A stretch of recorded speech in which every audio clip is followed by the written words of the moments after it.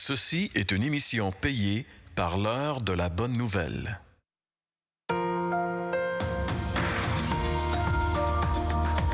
Suivant ce que nous ont transmis ceux qui ont été des témoins oculaires dès le commencement et sont devenus des ministres de la parole, il m'a aussi semblé bon de les exposer d'une manière suivie, excellent Théophile, afin que tu reconnaisses la certitude des enseignements que tu as reçus. Bonjour et bienvenue à l'heure de la bonne nouvelle. Nous fait plaisir de vous retrouver encore aujourd'hui. Bonjour François, bonjour Jeff. Jean-Pierre. Et oui. Toujours ton nom. Merci de me dire bonjour. Oui, alors aujourd'hui, on poursuit notre excursion dans l'Évangile selon Luc. Et on va voir un passage où on a décidé d'interpréter ça, Jésus et les bouleversements climatiques, parce que Jésus va devoir affronter un bouleversement. Le climat va se bouleverser. C'est un ouragan, finalement, qui va se déchaîner sur le lac de Galilée. Et Jésus, avec les disciples, va être pris au milieu du tourbillon. Et qu'est-ce qui va se passer? C'est assez intéressant. Ça nous démontre encore une fois la puissance de Jésus, même sur les éléments déchaînés. Donc, Jésus n'est pas n'importe qui. Et ce passage, Luc nous le montre justement pour qu'on sache que Jésus est vraiment le Fils de Dieu. François, toi, tu es allé voir les gens encore aujourd'hui. T'as vu ça sortir? C'est ça. Je sors dans toutes les conditions atmosphériques, mon ami. Non, la question que j'ai été posée, justement, c'est malgré la dégénération de notre planète, est-ce que vous croyez que Dieu est encore en contrôle?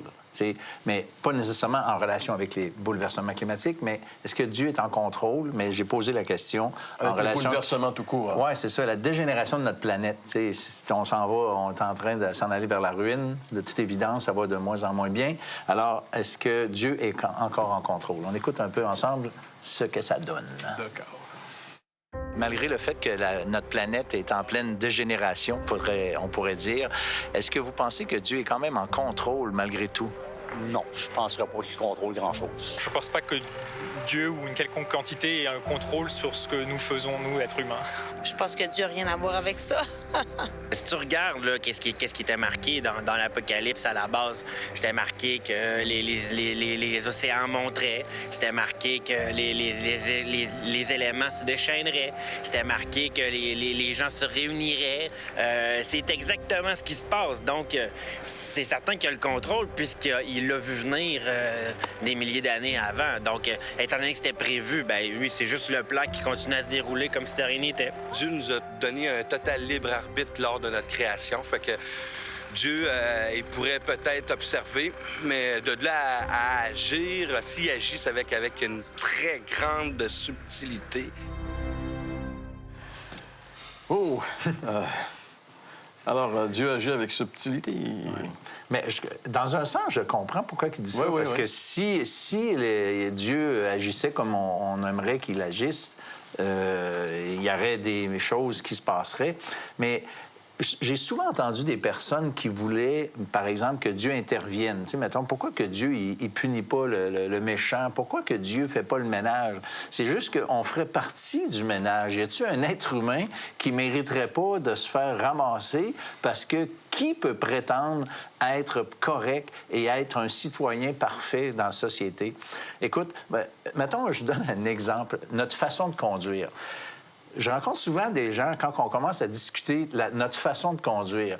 Et là, souvent, on dit « Hey, y en a-tu qui conduisent en colon, toi? » Et là, moi, à un moment donné, j'ai dit à quelqu'un, j'ai dit « Écoute, j'aimerais juste te faire remarquer que des fois, c'est toi et c'est moi le colon. Dans le sens que chacun, on fait des erreurs, et puis c'est quand que tu en as un devant toi qui fait une erreur, tu dis que c'est un colon, mais finalement, toi, t'es le colon de temps en temps aussi, parce que moi, je me rappelle avoir fait des erreurs. Oh boy, je l'ai coupé, lui. Tu sais, je l'ai peut-être pas vu, j'ai peut-être été même des fois imprudent, mais on est...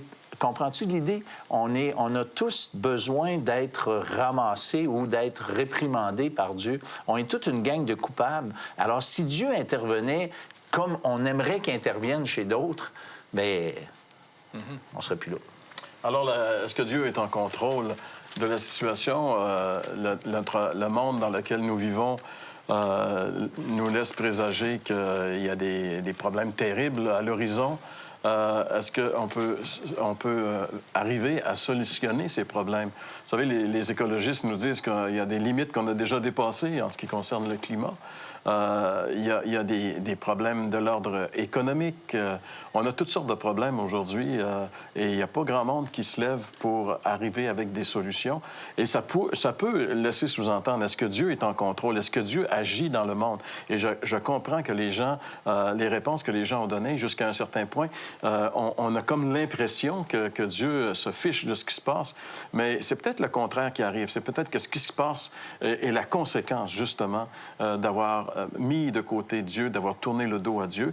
De toute façon, on va voir dans un instant que Dieu est au contrôle et il contrôle toute chose, même lorsque les éléments sont déchaînés. Le seul qui a le contrôle là-dessus, c'est le Créateur des éléments. C'est ce que nous allons voir. Nous allons lire le texte au retour de la pause. Vous avez des questions ou des commentaires sur ce que vous venez d'entendre? Contactez-nous par téléphone ou réagissez sur les médias sociaux.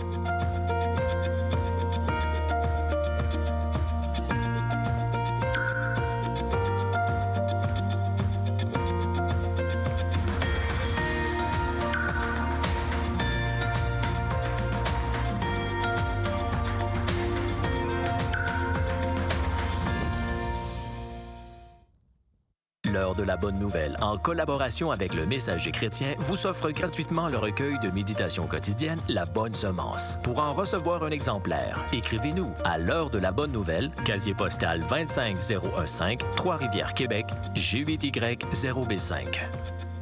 Vous pouvez également nous joindre à info@hbn.ca ou par téléphone 1-866-509-1319. Alors, on lit notre texte d'aujourd'hui, Luc, chapitre 8, à partir du verset 22. Un jour, Jésus monta dans une barque avec ses disciples. Il leur dit, « Passons de l'autre côté du lac. » Et ils partirent. Pendant qu'ils naviguaient, Jésus s'endormit. Un tourbillon fondit sur le lac, la barque se remplissait d'eau et ils étaient en péril. Ils s'approchèrent et le réveillèrent en disant, « Maître, Maître, nous périssons. » S'étant réveillé, il menaça le vent et les flots, qui s'apaisèrent et le calme revint. Puis il leur dit, « Où est votre foi? » Saisis de frayeur et d'étonnement, ils se dirent les uns aux autres, « Quel est donc celui-ci qui commande même au vent et à l'eau et à qui ils obéissent? » Qui est ce personnage? Exactement. Hein?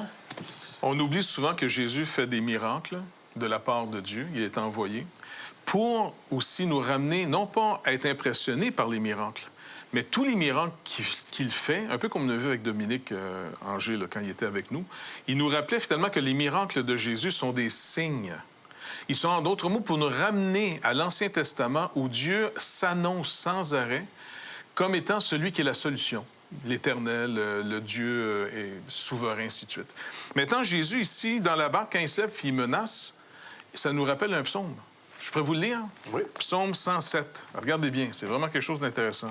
À partir du verset 28, Psaume 107, 28, là, on parle de marins, OK, qui sont sur la mer. Dans leur détresse, ils crièrent à l'Éternel. Les gars ici, « Maître, Maître, nous périssons! » tu sais. Et l'Éternel les délivra de leur angoisse. Il arrêta la tempête, ramena le calme, et les ondes se turent. Ils se réjouirent de ce qu'elle s'était apaisée. Et l'Éternel les conduisit au port désiré. Qu'ils louent l'Éternel pour sa bonté et pour ses merveilles en faveur des fils de l'homme. Alors, dans l'Ancien Testament, c'est l'Éternel. C'est l'Éternel. Et dans le Nouveau, c'est Jésus.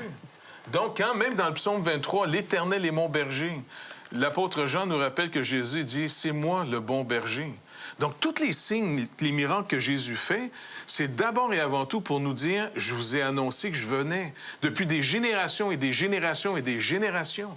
Donc, au fond, le christianisme est bâti sur, d'abord, le judaïsme qui avait reçu les oracles de Dieu, les promesses du Seigneur par les prophètes. Et puis, pendant plus d'un millénaire, Dieu prépare un peuple. C'est pas du jour au lendemain comme une religion qui sort, un gars arrive, bing, il commence une religion. Jésus arrive et sans arrêt, il veut ramener les gens aux Écritures pour que, pas le miracle l'interprète, le miracle les ramène aux Écritures et par les Écritures de l'Ancien Testament, ils puissent comprendre qui il est. Et c'est pour ça qu'il leur dit, « Et où votre foi? La foi vient de ce qu'on entend. Ce qu'on entend vient de la parole de Dieu. Elle est où, votre foi? Puis l'idée de ces miracles qui nous ramènent à l'autorité de Jésus, qui nous ramènent à l'autorité de Dieu, qui nous ramènent à l'autorité des Saintes Écritures, il y a une trilogie qu'on retrouve 3 fois au moins dans le Nouveau Testament. Et quand il est question du ministère de Jésus, c'est marqué « Dieu appuyé par des signes, des miracles, des prodiges ». Quand il est question des disciples, c'est marqué à propos d'eux que Dieu appuyait par des signes, des miracles, des prodiges. Et quand il est question du ministère de l'apôtre Paul va dire « Dieu s'est manifesté par des signes, des miracles et des prodiges ». Alors, quand Dieu annonce quelque chose d'important, qu'il y a un changement important, que le Messie, effectivement, arrive, qui avait été promis, c'est comme si tambour et trompette, tapis rouge, tadam!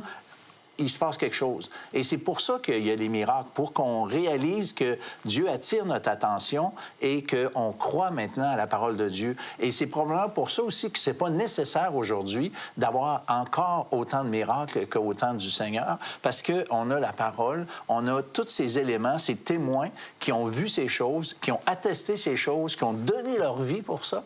Bien là, on n'a qu'à croire maintenant. Il n'y a pas besoin de recommencer encore le scénario au complet pour qu'on puisse croire. On a beaucoup plus de raisons aujourd'hui de croire. Parce qu'à l'époque, les miracles, là, tout le monde n'a pas été témoin de tous les miracles qui ont eu lieu. Il y en a beaucoup, la plupart même, en ont qu'entendu parler. Ils n'ont pas tous vu le fils de la veuve de Naïn ressuscité. Il était juste un petit groupe autour.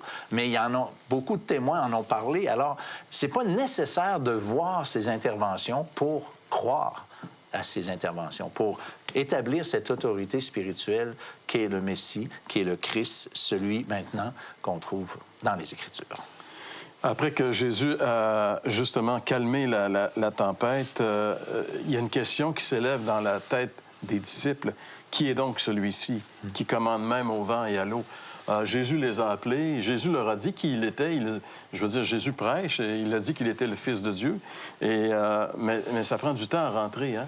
Et même quand ils vont être à Césarée de Philippe, où Jésus va dire « Qu'est-ce que les gens disent que je suis? » Ils vont dire, les gens ont toutes sortes d'opinions. Et là, il va leur demander, et Pierre va faire cette confession merveilleuse, « Tu es le Christ, le Fils du Dieu vivant. » Et immédiatement après, et c'est là la première fois que Jésus va révéler la croix.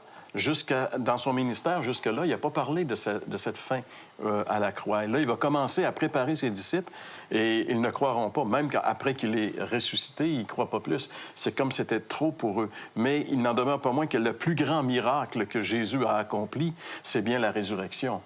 Il est mort, sa mort a été constatée, et sa résurrection, il est revenu à la vie. Et les gens qui l'ont vu mort l'ont vu aussi après vivant. Et c'est ce qui a donné une joie immense aux apôtres. Donc, c'est sûr que le miracle ici de la tempête apaisée sur le lac de Galilée, c'est un événement très important et très étonnant aussi, qui amène les gens à se poser la question « Qui est celui-ci? » Mais la résurrection est encore un miracle beaucoup plus grand parce qu'elle répond à la question, parce qu'il y a juste Dieu qui peut revenir et vivre éternellement et proposer la vie éternelle.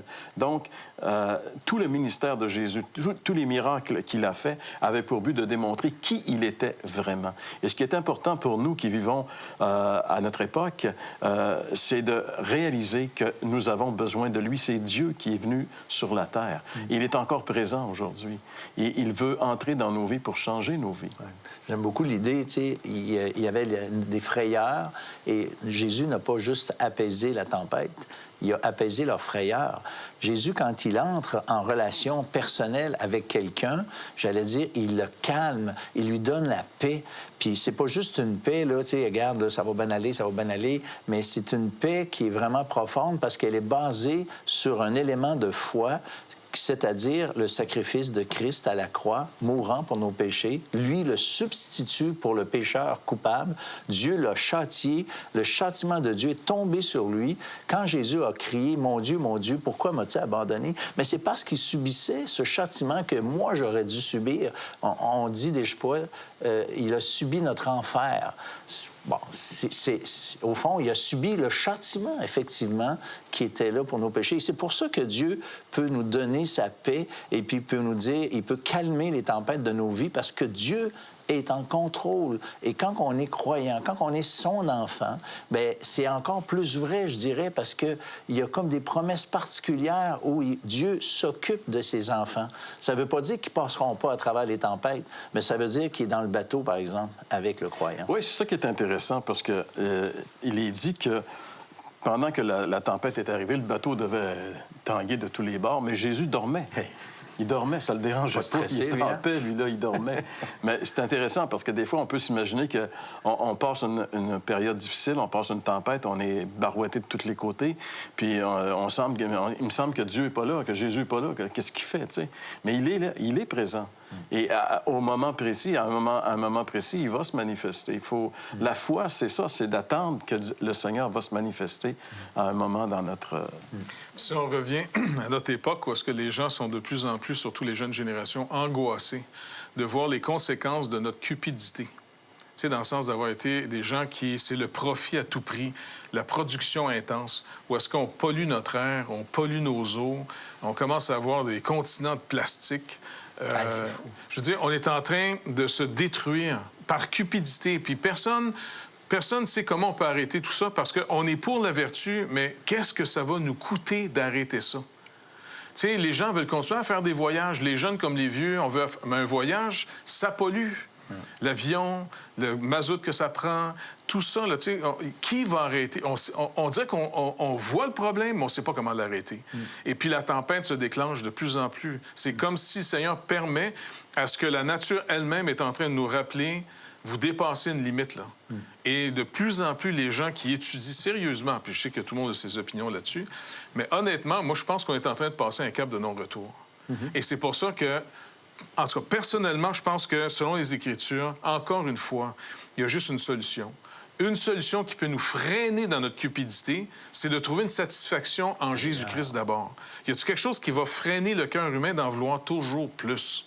Tu sais, quelqu'un me disait là, que quand quelqu'un me demandait à Rockefeller c'est combien faire assez d'argent. Non, combien ça prend d'argent pour être heureux? Ouais. Un peu plus que qu'est-ce que tu as maintenant. C'est toujours un peu plus. Ben oui, ça ne satisfait pas l'argent. Et puis, comment on peut trouver un contentement dans cette vie pour freiner cette démence qu'on a de... Écoute, imagines-tu nos centres d'achat aujourd'hui, juste nos épiceries? Je sais pas quand vous étiez jeune. Moi, quand j'étais jeune, j'allais faire les épiceries avec ma mère, puis mon père, bien, c'était 3 rayons. C'était pas énorme. Aujourd'hui, tu as des fruits du monde entier. Tu peux manger des fraises à l'année longue. Tu peux manger ce que tu veux sans arrêt. Ça vient du monde entier, ces choses-là. On vit dans une abondance absolument incroyable. D'un autre côté, c'est en train de déséquilibrer certains pays parce que pour pouvoir profiter autant, il y a sûrement du monde qui paye ailleurs. Ouais. Notre cupidité, elle est sans limite, on dirait, en ce moment. Et on commence à avoir des symptômes dans la nature. Et les jeunes font bien de s'alarmer parce que ce qui s'en vient, c'est pas agréable. Ouais. Puis encore une fois, moi, je pense que concrètement, Jésus-Christ est encore une solution. Il peut changer une culture. Il peut freiner le mal. Il peut calmer la tempête, mais surtout celle des gens dans le bateau. Parce que si ça augmente de plus en plus, où on peut trouver la paix? Comment je peux trouver dans ce monde de fous? Parce que même si on se dit, moi, j'arrête, toi, t'arrêtes, bon, mais dans un monde qui continue, on a-tu l'impression que ça va donner quelque chose? Moi, je ne suis pas tellement positif ou encouragé de penser que les choses vont mieux aller. Mais le message de l'Évangile s'adresse à des individus. Et moi, ma raison d'être, ma raison de prêcher l'Évangile, c'est que j'attends pas que les gens se convertissent en masse. Si ça arrive, tant mieux, on est heureux. Mais au moins que chaque individu mette leur vie en ordre et puis qu'ils expérimentent cette grâce de Dieu d'avoir leurs péchés pardonnés et d'être calmés dans leur vie plutôt que d'être angoissés puis de pas savoir où on va. C'est un vrai drame, ça. C'est l'appât du gain qui a fait en sorte que notre planète, elle est dans la situation où elle est. C'est ça, toujours ce désir d'avoir toujours plus. Parce qu'on ne peut pas être satisfait par... Le problème de l'homme, il est spirituel. Il ne pourra jamais le satisfaire avec des choses matérielles. Malheureusement, comme on a déjà parlé dans d'autres émissions, le diable, il est menteur. Il a fait croire aux gens que c'était possible de devenir heureux en ayant une plus grosse maison, plus d'auto, plus de voyages, plus de ci. Et les gens sont effrénés là-dedans. Ils travaillent, puis mais ils ne sont pas plus heureux au bout du compte. Ils n'ont pas de vie. non seulement ils ne sont pas plus heureux, mais ils sont encore plus malheureux. Il y a toutes sortes de nouvelles maladies qui sortent qu'on n'avait jamais entendu parler. Des gens qui s'épuisent au travail parce que, justement, il faut qu'ils produisent, il faut être compétitif. Il y a toujours le voisin et le compétiteur qui est meilleur. C'est une roue sans fin qui amène un état de désolation comme on voit dans notre planète, alors que Jésus a dit, « Venez à moi, vous tous qui êtes fatigués et chargés, je vous donnerai du repos. » Le seul qui peut vraiment nous satisfaire, le seul qui peut nous donner la vraie satisfaction, c'est le Seigneur Jésus-Christ. C'est lui la solution à cet état désespéré de notre monde. Malheureusement, les gens qui nous écoutent doivent dire, c'est une gang de malades, ils pensent que Jésus est la solution. Bien, oui, on est malade, on est fou, c'est certain, on est chrétien, on aime Jésus et on sait qu'il est la solution. Et on vous invite à le prendre au sérieux. Lui seul va pouvoir vous satisfaire. Lui seul va pouvoir vous satisfaire au point que vous allez débarquer du train effréné de la consommation. Ce train-là file à toute vitesse dans un mur. Et si vous ne débarquez pas du train, vous allez rentrer dans le mur avec le train. Mais Jésus est là pour vous éviter cette catastrophe si vous voulez venir à lui. On parle de venir à Jésus, de connaître Jésus-Christ comme Sauveur et Seigneur. Comment est-ce que c'est possible que ça arrive dans une vie? Eh bien, Jean-François, dans un instant, va nous expliquer comment on peut recevoir Jésus comme notre Sauveur et notre Seigneur. Vous avez des questions ou des commentaires sur ce que vous venez d'entendre? Contactez-nous par téléphone ou réagissez sur les médias sociaux.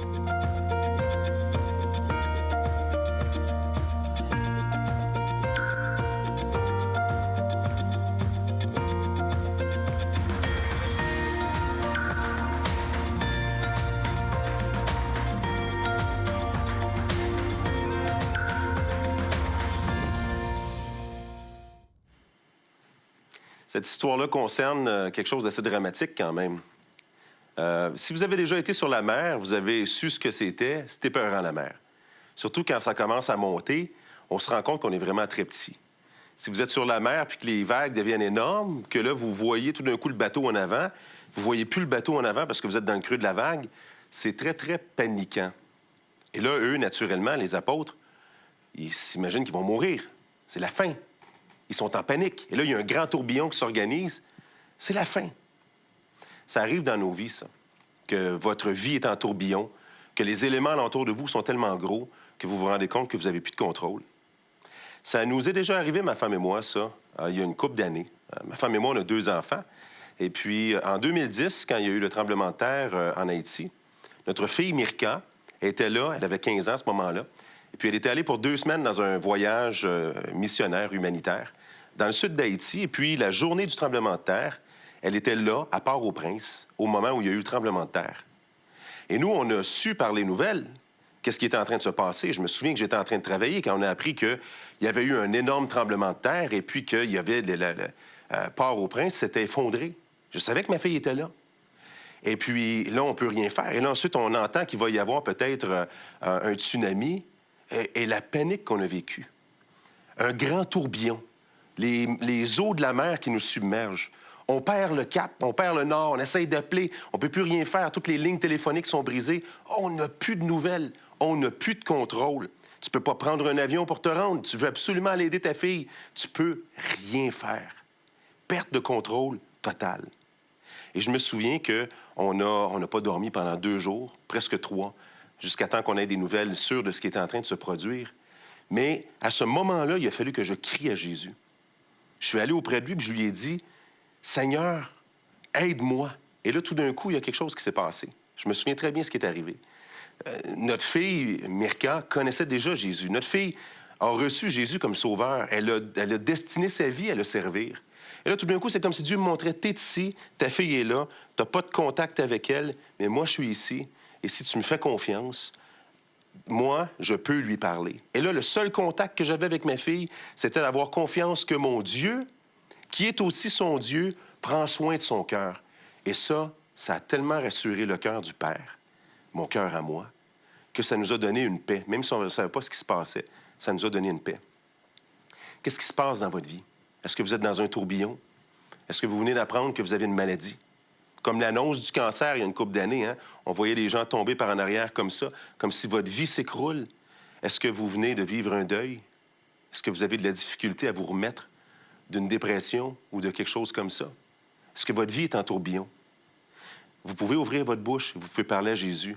Vous pouvez lui dire, « Maître, nous allons mourir, nous allons périr. Parlez-lui, je vous le dis. » Et il va vous répondre. Et là, j'ai le goût de faire quelque chose avec vous aujourd'hui, qui est un petit peu différent d'habitude. Je vais prier, puis je vais demander à Dieu de se manifester à vous. Seigneur, je veux te prier pour les auditeurs qui nous écoutent maintenant. Je veux te demander maintenant, toi qui es vivant, de t'adresser à eux, de panser les plaies de tous ceux qui vont venir vers toi, de soulager leur cœur, de mettre par ton esprit quelque chose de surnaturel qui va transformer leur intérieur. Appelle-les personnellement, Seigneur. Révèle-toi à eux. Que tous ceux qui t'invoquent te trouvent aujourd'hui. Je te le demande pour l'amour de ton nom, Jésus. Amen. Vous avez des questions ou des commentaires sur ce que vous venez d'entendre? Contactez-nous par téléphone ou réagissez sur les médias sociaux.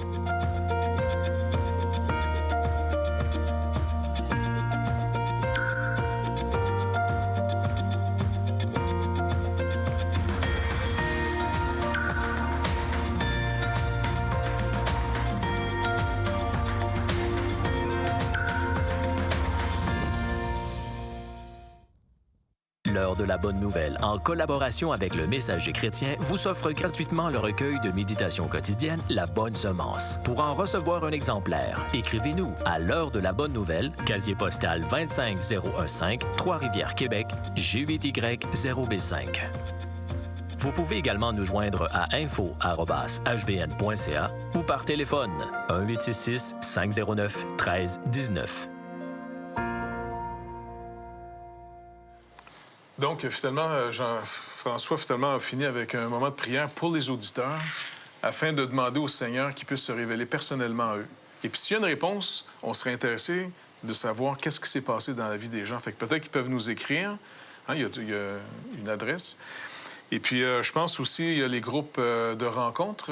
Je suis deuxième, que Jean-François anime un peu partout dans la province. Ils peuvent aller rencontrer. Parce que c'est une discussion, puis c'est une recherche que les gens peuvent faire. Ensemble. On ne veut pas les orienter vers une église spécifique. Là. On n'a pas un petit groupe à nous autres. Là. On veut juste les orienter vers le Seigneur Jésus-Christ et vers ceux qui, comme eux, cherchent, qui se trouvent une Bible et puis qui puissent avoir une poursuite, afin que le Seigneur se révèle à eux puis que leur foi soit basée sur les Écritures, que Jésus-Christ lui-même dit ça, c'est ma parole.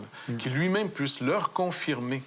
Afin que la foi de tout le monde ne soit pas basée sur une institution ou plein de gens, mais sur Jésus-Christ lui-même ressuscité. On se convertit à Jésus-Christ. Voilà. On ne se convertit pas à une église, on ne se convertit pas à je ne sais pas quoi, mais à une idée, mais on se convertit à Christ. Et quand on est converti à Christ, forcément, on a le goût, le désir, et c'est biblique, d'aller chercher d'autres qui ont fait la même expérience. C'est ça, l'Église évangélique. C'est des gens qui ont fait une expérience personnelle et qui, après, veulent trouver des gens qui ont fait la même expérience qu'eux.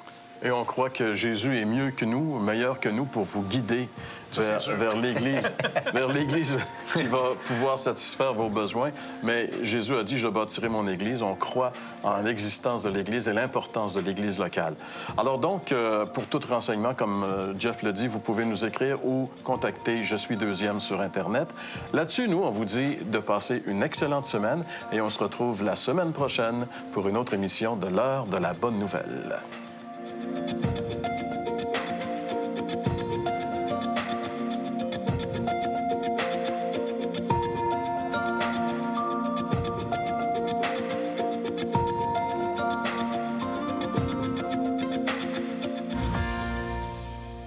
Ceci était une émission payée par l'heure de la bonne nouvelle.